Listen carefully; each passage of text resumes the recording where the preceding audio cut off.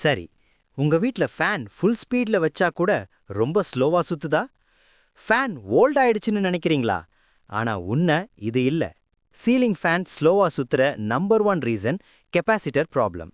ஃபேன்ல இருக்கிற கெப்பாசிட்டர் மோட்டருக்கு ஸ்டார்ட்டும் ஸ்பீடும் கொடுக்கும். டைம் போக போக இந்த கெப்பாசிட்டர் வீக் ஆகும். எக்ஸாம்பிளா சொல்லணும்னா 2.25 மைக்ரோஃபாரட் கெப்பாசிட்டர் இருந்தா அது 1.5ஆ குறைஞ்சிடும். அதுதான் ஃபேன் ஸ்பீட் கம்மியாகுது. சொல்யூஷன் ரொம்ப சிம்பிள். கெப்பாசிட்டரை மாத்துனா போதும்.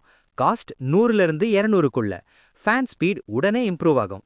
ஈவினிங் டைம்ல மட்டும் ஃபேன் ஸ்லோவா இருக்குதா? அப்போ இதுக்கு reason voltage drop.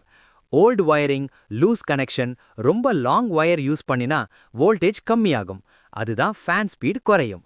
Solution, loose connection இருக்கான்னு செக் பண்ணுங்க. ஓல்டு வயரா இருந்த எலக்ட்ரீஷியனை வச்சு ஒன்ஸ் செக் பண்ணினா போதும். இன்னும் ஒரு common reason regulator problem. Old coil regulator use பண்ணினா ஃபேனுக்கு ப்ராப்பர் கரண்ட் போகாது. எஸ்பெஷலி ஓல்டு வீடுல இந்த இஷ்யூ ரொம்ப காமன். சொல்யூஷன் ரொம்ப ஈஸி. எலக்ட்ரானிக் ரெகுலேட்டருக்கு மாத்துங்க. காஸ்ட் 300ல இருந்து 600க்குள்ள. கரண்ட் சேவும் ஆகும், ஃபேன் ஸ்பீடும் நல்லா ஆகும். ஃபேன் ரொம்ப வருஷம் யூஸ் பண்ணினா இன்சைட் டஸ்ட் கலெக்ட் ஆகும்.